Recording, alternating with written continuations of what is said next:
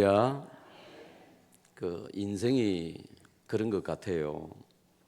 한 가지 문제가 해결되고 한숨 돌릴만 하면 또 다른 문제가 터지고 그 문제가 해결되어서 안심하다 보면 또 새로운 문제가 터지고 언제 어디서 무슨 문제가 터지고 풍랑이 일어날지 모르는 게 인생인 것 같아요. 언제 IMF의 경제적인 풍랑이 불어올지, 언제 코로나의 질병의 풍랑이 덮칠지 예측할 수 없는 것이 우리네 인생입니다. 이런 인생의 풍랑 앞에 우리는 어떻게 하면 좋을까요?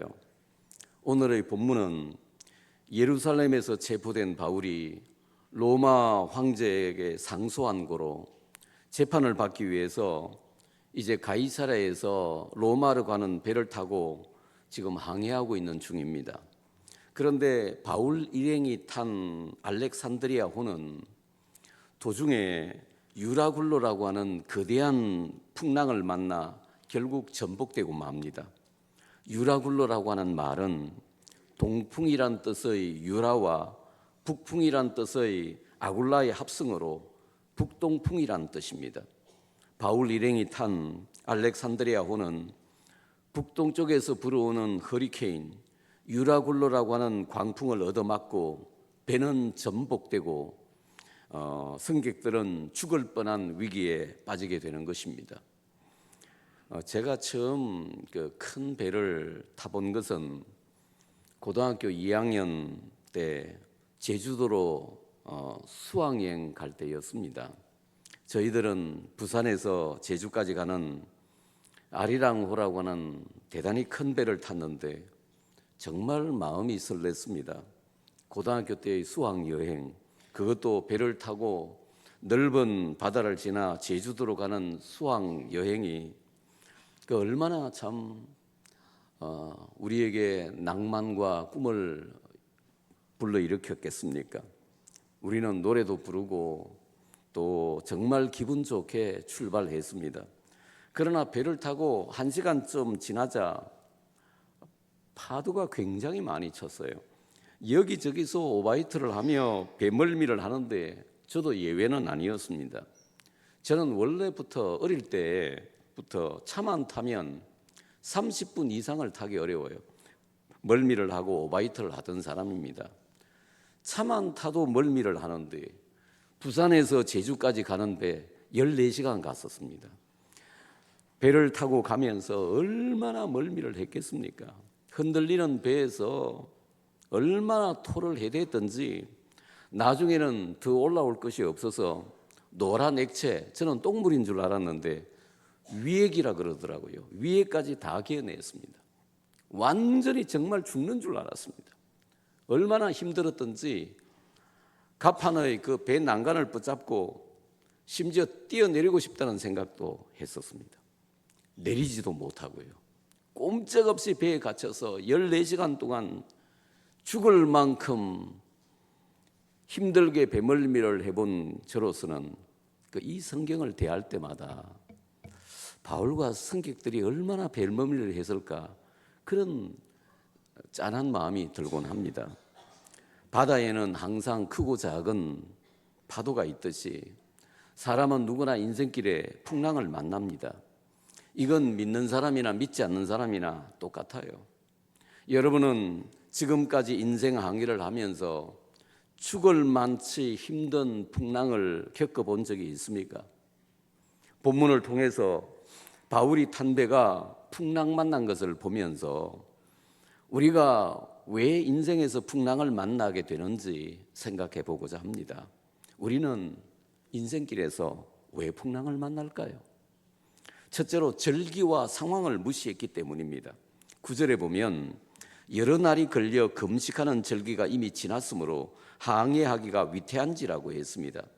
벌써 날짜는 금식하는 절기인 속죄일을 지나 10월 중순에 접어들었습니다. 이때는 강력한 북서풍이 불기 때문에 항해하기가 무척 어려운 시기입니다. 그런데도 백부장과 선장은 절기와 상황을 무시하고 항해를 강행하다가 풍랑 만난 것입니다. 백두산 관광도 그래요. 이미 늦가을이 되면요, 일반인들은 백두산에 오를 수 없습니다. 늦가을이 지나면 너무 춥고 눈이 많아서 전문 산악인이 아닌 일반 관광객들은 출입이 제한되어 있습니다. 만일 이런 절기나 때나 상황을 무시하고 자기 실력만 믿고 무모하게 나가다가는 낭패하고 마는 것입니다.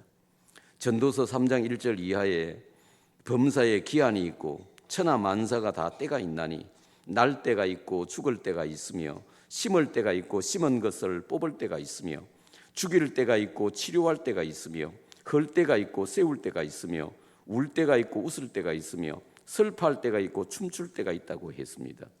좀 더 말하면 공부할 때가 있고 놀 때가 있으며 일할 때가 있고 쉴 때가 있으며 울 때가 올 때가 있고 떠날 때가 있다는 것입니다. 아무리 탁월한 사람이라고 해도 때와 시기를 맞추지 못하면 실패할 수밖에 없는 것입니다. 하나님이 만물을 창조하실 때도 여러 가지 법칙과 원리들을 두셨습니다. 봄, 여름, 가을, 겨울 4계절도 하나님이 주신 법칙 중에 하나입니다. 그래서 사람들은 계절에 맞추어서 옷도 입고 농사도 짓습니다. 세월호 참사도 여객선을 불법으로 개조해서 1,000톤이 넘는 화물을 싣고 학생들과 승객 476명을 태우고 무리하게 운항하다가 신안 앞바다에서 침몰을 했었죠. 이 세월호 사건도 사실은 배의 운항 규칙을 지키지 않아서 발생한 인재였습니다. 그런 의미에서 본문의 유라굴라 광풍도 사람이 하나님의 법칙을 따르지 않아서 발생한 인재라고 할 수 있습니다. 빨간불이 들어오면 멈추고 파란불이 들어오면 가는 것이 상식입니다. 그런데 10월 중순이 지나면 북서풍이 강하게 부는 시기여서 항해하는 것은 위험했습니다. 그러나 백부장과 성장은 이런 상식을 무시하고 무리하게 항해를 강행하다가 유라굴라를 만나고 배는 파손되고 사람들은 죽음의 위기에 빠진 것입니다. 이것은 우리 그리스도인들도 마찬가지입니다. 우리는 물론 하나님의 말씀을 최우선 순위에 두어야 하지만 일반 상식도 무시하면 안 됩니다. 일반 상식과 시기도 하나님의 창조의 원리에 속하기 때문입니다. 특별히 예외적인 경우가 아니라면 그리스도인도 일반 상식과 순리를 따르는 것이 옳습니다. 사랑하는 여러분, 지금 당신이 맞이하고 있는 때와 절기와 상황은 어떻습니까? 지금이 정말 항해를 시작해야 할 때이며 새로운 사업을 시작해야 할 적기입니까? 바울이 탄 알렉산드리아호는 계절적으로 북서풍이 강하게 부는 시기임에도 불구하고 무리하게 항해하다가 풍랑 만난 것입니다. 둘째로 세상 사람의 말을 바울의 말보다 더 신뢰했기 때문에 풍랑 만났습니다. 바울이 탄 알렉산드리아호에는 모두 276명이 승선하고 있었습니다. 아직 전기기관이나 모터가 발명되지 않은 2000년 전에 276명이 타고 화물을 실을 정도라면 당시로서는 굉장히 큰 선박이었겠죠. 그런데 우리는 그 276명을 세 종류의 사람으로 나눌 수 있겠습니다. 첫째는 바울을 비롯한 죄수들입니다. 이 죄수를 호송하는 배이기 때문에 아마 승객들 중에 죄수들의 수가 가장 많았을 겁니다. 두 번째는 백부장 율리오를 비롯한 죄수를 호송하는 책임 있는 군인들입니다. 셋째는 선장과 선주와 배를 운항할 책임이 있는 선원들입니다. 이들 가운데 가장 큰 권세를 가진 사람은 누굴까요? 아마 백부장 율리오였을 것입니다. 그 다음은 선장과 선주쯤 되었을 것입니다. 반면에 포성줄에 묶여 끌려가는 죄수들이야 아무런 힘도 영향력도 없는 사람들이죠. 그들은 단지 끌려가고 감시받아야 하는 초라한 죄수에 불과했습니다. 그런데 알렉산드리아호의 지도자들은 그레데에 있는 미항이라는 항구에 머무를 것인가 아니면 좀 더 항해해서 베닉스로 갈 것인가에 대해서 의논하고 있었습니다. 이때 바울은 죄수의 신분이었지만 그들에게 진지하게 건의했습니다. 사실 바울은 배를 타고 여러 번 전도 여행을 다녀봤기 때문에 바다의 상황에 대해서는 좀 아는 편이었거든요. 그래서 여러분이요, 내가 보니 이번 항해가 하물과 배만 아니라 우리 생명에도 타격과 많은 손해를 끼치리라고 했습니다. 한마디로 계속 항해하는 것은 위험하다고 구언했습니다. 그러나 최종 결정권자인 백부장은 죄수 바울의 말을 들어주지 않았습니다. 11절에서 백부장이 선장과 선주의 말을 바울의 말보다 더 믿더라고 했습니다. 이게 백부장의 치명적인 실수였습니다. 물론 항해의 경험과 기술은 선장이나 선주가 바울보다 훨씬 나을 겁니다. 선장과 선주는 아무래도 겨울 나기가 불편한 미항보다는 65km 떨어진 베닉스로 가는 것이 더 좋다고 판단했을 것입니다. 베닉스는 미항에서, 이 베닉스나 미항이 다 그레데 섬에 있는 그런 항구입니다. 미항에서 서너 시간만 가면 되는 가까운 곳이니까 이건 누가 보더라도 그게 좋겠다고 생각했을 것입니다. 그리고 백부장의 입장에서는 죄수 바울의 말을 존중할 하등의 이유가 없습니다. 그래서 항해를 강행하다가 유라굴라 광풍을 만난 것입니다. 그러나 백부장이 하나 놓친 게 있는데 그것은 바울이 영감 있는 하나님의 사람이라는 사실입니다. 물론 바울이 바다나 항해나 배에 대한 지식과 경험은 선장과 선주에 미치지 못합니다. 그러나 그는 영감 있는 사람이기에 계속 항해하는 것은 위험할 수 있다고 건의한 것입니다. 그러나 그의 의견은 백부장에 의해서 깨끗하게 묵살되었는데 이것이 알렉산드리아호가 풍랑만 난 결정적인 원인이었습니다. 백부장은 바울을 통해서 들려오는 하나님의 말씀을 전혀 믿지 않았습니다. 무시했습니다. 사랑하는 성도 여러분, 당신이 최고로 신뢰하고 있는 것은 하나님의 말씀입니까? 아니면 유력한 사람의 말입니까? 그 말이 초라한 죄수의 말이고 지식도 경험도 없는 사람의 말이라고 해도 그 말이 하나님의 사람의 입에서 나온 말이라면 귀담아 듣고 존중할 필요가 있다고 생각합니다. 목사가 세상 일에 대한 지식과 경험은 확실히 여러분보다 못할 겁니다. 그래도 성도들 중에는 그 무슨 일을 하든지 꼭 목사와 상의를 하고 목사의 조언을 듣고 기도를 받고 하는 사람들이 있습니다. 저는 이때까지 목회하면서 이런 사람, 실패한 사람 한 번도 못 봤습니다. 왜냐하면 주의 종은 영감을 받아 말하고, 좀 미안한 얘기지만요, 또 하나님께서 그 말에 대해서 책임져 주시는 무엇이 있기 때문입니다. 백부장 율리오는 바울이 죄수며 경험도 없는 사람이라고 생각하고 그 말을 무시했습니다. 선장과 선주의 말을 바울의 말보다 더 신뢰하고 항해를 강행했습니다. 그러다가 풍랑만 난 것입니다. 주의 말씀은 내 발의 등이요 내 길의 빛이니이다라고 했습니다.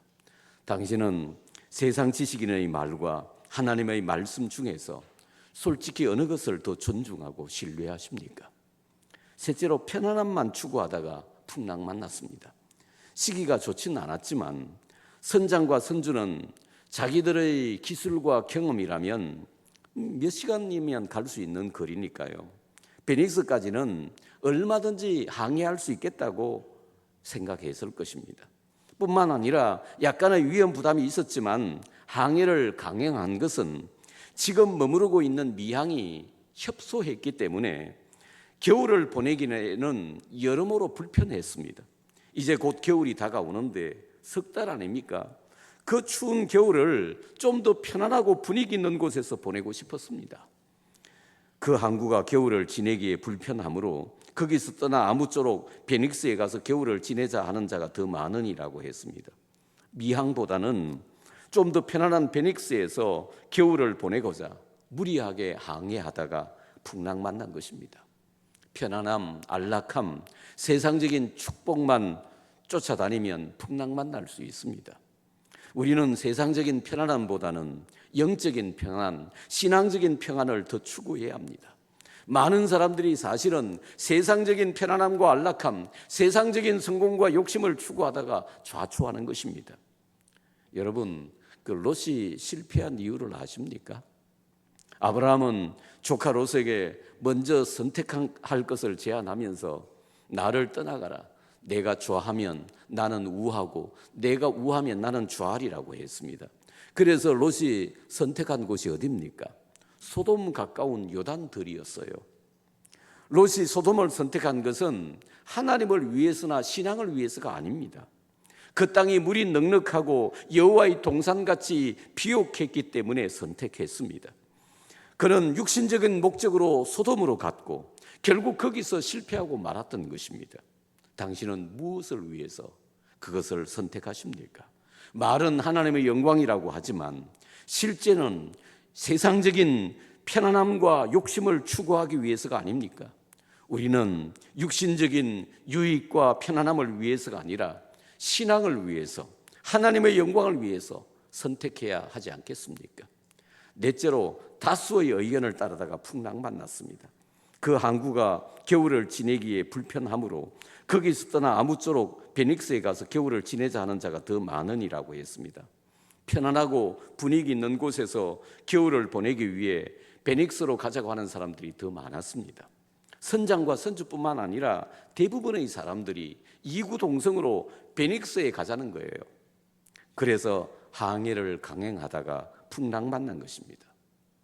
그 민주주의란 제도는 확실히 좋은 제도입니다. 아마 지금까지 그 역사상 지구상에서 발견된 제도 가운데 가장 좋은 제도일 겁니다. 민주주의 중요한 원리 가운데 하나가 그 다수결의 원리라는 게 있습니다. 그래서 민주주의 사회에서는 다수의 의사에 따라서 일을 결정하고 진행합니다. 사람들의 찬반이 나뉠 때는 결국 다수의 의견에 따를 수밖에 없습니다. 그래서 아무래도 소수보다는 다수를 따르는 것이 리스크가 적고 안정적이기 때문입니다. 그러다 보니 나중에는 다수의 의견은 진리라고까지 주장하게 돼요. 그러나 여러분, 다수의 의견이라고 해서 항상 옳은 것은 아닙니다. 빌라도가 다수의 유대인들의 고함 소리 때문에 바라바는 놓아주고 예수는 십자가 사형을 언도했는데 이것은 다수결의 원리에 따른 거지만 명백히 잘못된 재판이었습니다.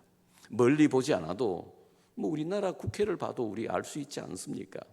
다수결의 원리에 따라 결의하고 집행하지만 그 다수결이 정말 옳습니까? 사랑하는 여러분, 그래서 우리가 무조건 다수의 의견을 따라 행동하는 것은 위험할 수 있습니다. 성경에도 좁은 문으로 들어가라, 멸망으로 인도하는 문은 크고 그 길이 넓어 그리로 들어가는 자가 많고 생명으로 인도하는 문은 좁고 길이 협착하여 찾는 자가 적음이라고 했습니다. 많은 사람들이 찾는 넓은 문, 넓은 길의 결국은 지옥이지만 소수가 찾는 좁은 문, 좁은 길은 당장은 힘들지만 천국이라고 했습니다. 다수의 사람들이 그 길로 간다고 해서 나도 등달아 그렇게 하다가는 낭패하기 십상입니다. 별 생각 없이 다수가 옳겠거니 하고 따라가다가는 많은 사람들과 함께 지옥 갈 수 있다는 것입니다. 세상이 다수의 사람들이 이에 움직이는 것 같지만 실제로 세상은 언제나 진리 편에 선 소수의 사람들에 의해 움직였습니다. 그래서 우리 믿음의 사람들은 다수에 따라 움직이는 사람도 아니고 그렇다고 소수에 따라 움직이는 사람도 아니라 오직 하나님의 말씀과 뜻에 따라 움직이는 사람이 되어야 하는 것입니다. 그러나 민주주의 사회에서 그룹과 당을 따라야 살 수 있는 조직 사회에서 다수가 잘못된 길을 갈 때 다수의 길을 따르지 않고 홀로 소수의 길을 가기란 정말 쉽지 않을 것입니다. 소수의 사람들만 가는 좁은 길은 외로움과 비난과 왕따를 각오해야 하는 길입니다. 그럼에도 불구하고 여러분과 저는 사람의 수에 따라 움직이는 사람이 아니라 오직 하나님의 말씀과 뜻에 따라 움직이는 믿음의 사람들이 되시기 바랍니다.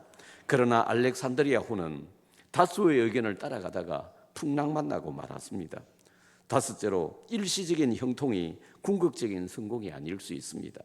다수의 의견에 따라 미양을 떠나 베닉스로 항해하던 이들은 처음에는 아주 순조로웠습니다. 남풍이 순하게 불매 그들이 뜻을 이룬 줄 알고 닻을 감아 그리대 해변을 끼고 항해하더니라고 했습니다. 남풍이 부드럽게 부니까 얼마나 항해하기가 좋은지 심지어 닷도 올리고 항해하고 있었습니다. 그들은 누구나 죄수 바울의 말을 듣지 않고 계속 항해하기를 참 잘했다고 생각했을 거예요. 그러나 14절 말씀 보세요. 얼마 안 돼요. 섬 가운데로부터 유라굴로라고 하는 광풍이 크게 일어나니라고 했습니다.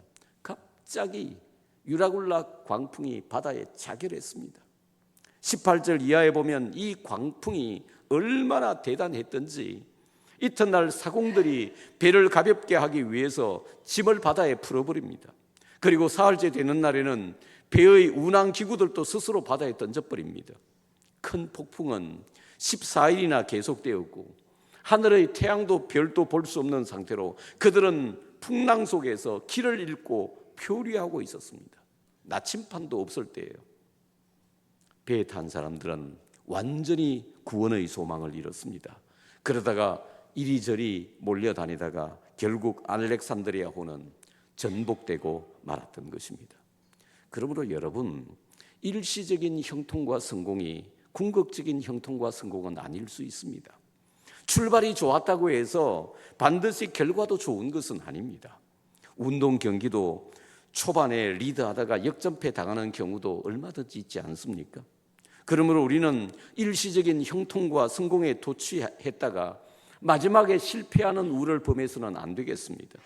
또 중간 성공에 만족하다가 마지막에 실패하는 일도 없어야 하겠습니다. 이스라엘의 초대 임금 사울은 시작은 대단히 훌륭했습니다. 그는 신앙도 좋고 겸손했으며 인물도 출중한 분이었습니다. 그러나 그의 초기의 형통과 성공은 궁극적인 성공은 아니었습니다. 그의 마음에 교만이 들어오고 자꾸 하나님 말씀에 불순종하자 그의 초기의 성공에도 불구하고 결국 실패하고 말았습니다. 시작은 창대했지만 끝은 미약했던 사람이었습니다. 여러분과 저도 초기의 형통과 성공에 자만하지 말고 끝까지 겸손하게 나가셔서 최종적인 승리 얻으시기 바랍니다. 우리 인생에 대한 평가는 최종적인 고지를 점령했느냐 못했느냐에 달려 있습니다. 우리는 아직 최종적인 고지를 얻지 못했습니다. 고지의 십자가 깃발을 꽂고 승리의 계가를 부를 때까지 일시적인 형통과 성공에 자만하지 말고 끝까지 겸손하게 전진하시기를 축원합니다. 사랑하는 성도 여러분, 오늘 우리는 바울이 탄 알렉산드리아호가 왜 풍랑만 났는지, 그리고 우리는 인생길에서 왜 풍랑만 나는지 생각해 보았습니다. 시기와 절기와 상황을 무시하다가 풍랑만 났습니다. 인생에서 여러분 때와 시기를 잘 타는 것은 어쩌면 실력 이상으로 더 중요할 수 있습니다. 세상 사람들의 말을 바울의 말보다 더 믿다가 풍랑만 났습니다.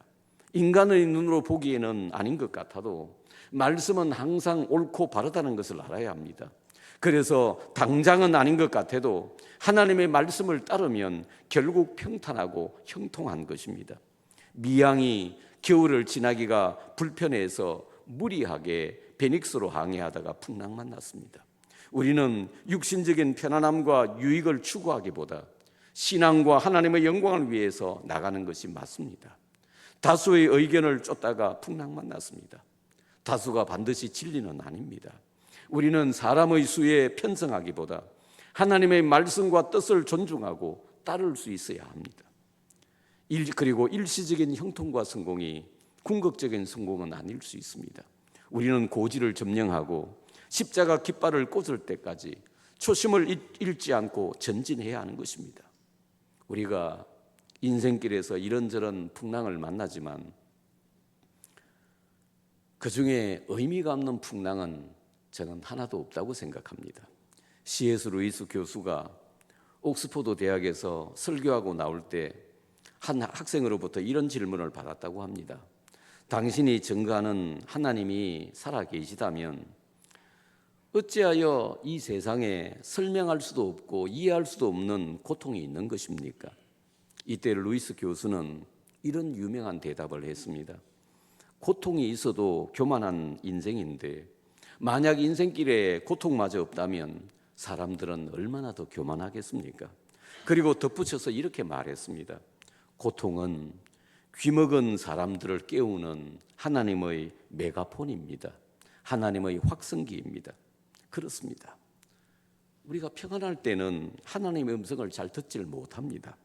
자녀들이 말썽 부리지 않고 착실하게 공부할 때, 남편이 승승장구하며 승진할 때, 손대는 일마다 잘 되고 형통할 때 우리는 하나님의 음성을 잘 듣질 못합니다. 그러나 인생의 바다에 풍랑이 불고 비바람이 칠 때 비로소 하나님의 음성이 들리기 시작합니다. 그래서 루이스는 고통은 귀먹은 사람들을 깨우는 하나님의 메가폰이라고 했던 것입니다. 여러분, 고통은 아프지만 하나님의 음성을 들을 수 있는 영의 길을 열어줍니다. 고통은 우리를 하나님 앞으로 한 걸음 더 가까이 가게 하는 은총이 숨어 있습니다. 사실 인생길에서 풍랑을 만난다고 하는 것은 너무 고통스러운 일입니다. 저도 풍랑과 고통만은 정말 손사래를 치며 사양하고 싶습니다. 그러나 이 풍랑 때문에 하나님의 뜻을 깨달을 수 있다면, 이 풍랑 때문에 귀묵은 나의 영의 귀가 열려 하나님의 음성을 들을 수 있다면 풍랑은 오히려 은총과 축복일 수 있지 않겠습니까? 사랑하는 여러분, 우리가 일부러 풍랑을 자초할 필요는 없다고 생각해요. 인생의 풍랑과 고통을 피할 수만 있으면 기도하고 피하는 것이 현명하겠죠. 하나님이 함께 하시면 사고와 천재지변에서도 하나님은 우리 머리카락 하나 상치 않도록 보호해 주실 수 있습니다. 그러나 바다에는 언제나 크고 작은 풍랑이 있듯이 우리 인생에도 이해할 수 없는 풍랑과 고통이 있게 마련입니다. 저는 그때 여러분이 실망하거나 포기하지 않았으면 좋겠습니다. 이때 하나님을 바라보고 마음에서 우러나오는 진짜 기도를 드려보시기 바랍니다.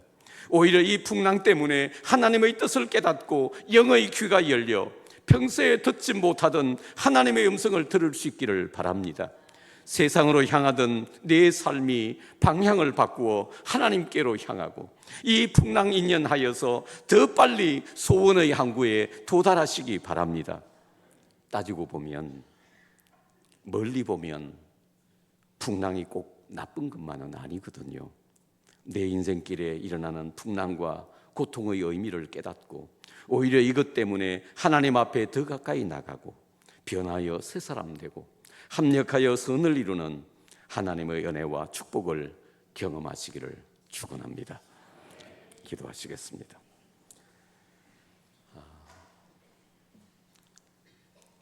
바다에는 항상 파도가 치잖아요. 큰 파도도 있고 작은 파도도 있는데 그 파도가 내게 몰려올 때가 있어요. 내가 풍랑을 만난 겁니다. 그런데 내 인생 가운데 닥치는 풍랑, 고통은 하나님의 뜻이 있지 않겠습니까? 우리가 피할 수만 있으면 하나님 의지하고 피하는 것이 좋겠죠. 그런데 이게 하나님이 주신 풍랑이라고, 하나님이 주신 고통이라면 의연하게 맞이할 수 있으면 어떨까요? 이 풍랑의 때 어쩌면 풍랑 배후에 계신 하나님 만날 수 있습니다. 풍랑 속에서 들려오는 하나님의 음성을 들을 수 있습니다. 어쩌면 잘못된 내 삶의 방향을 바꾸어 이 풍랑 인연해서 하나님께로 향할 수 있습니다. 우리 오늘 주신 말씀 가지고 함께 기도하십시다. 그리고 우리 정건아 집사님을 위해서 다시 한번 우리 기도했으면 좋겠습니다.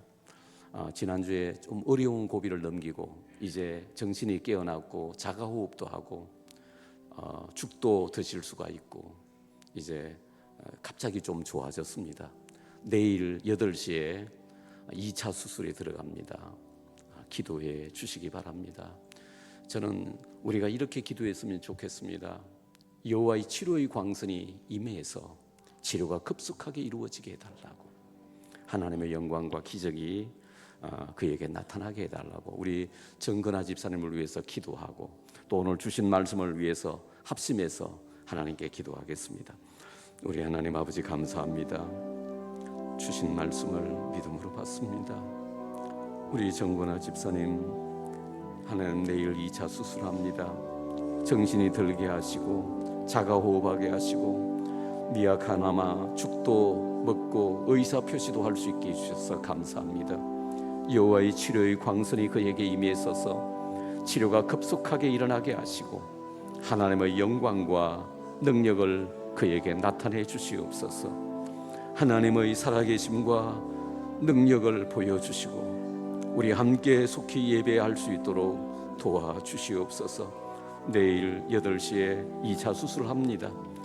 집도하는 의사를 붙잡아 주시고 하나님 안전하게 잘 수술해서 하나님 완벽하게 건강을 회복하게 하여 주시옵소서. 감사합니다. 사랑하는 주님, 우리 인생에 이 모양 저 모양의 풍랑이 일어나지만 하나님, 이 풍랑 속에서 하나님의 음성을 들을 수 있게 하여 주시옵소서. 풍랑의 배후에 계신 하나님 만나게 하여 주시옵소서. 만일 우리의 삶의 방향이 잘못되었다면 이 풍랑과 고통 때문에 우리 삶의 방향을 바꾸어 하나님께로 향할 수 있게 하여 주시옵소서.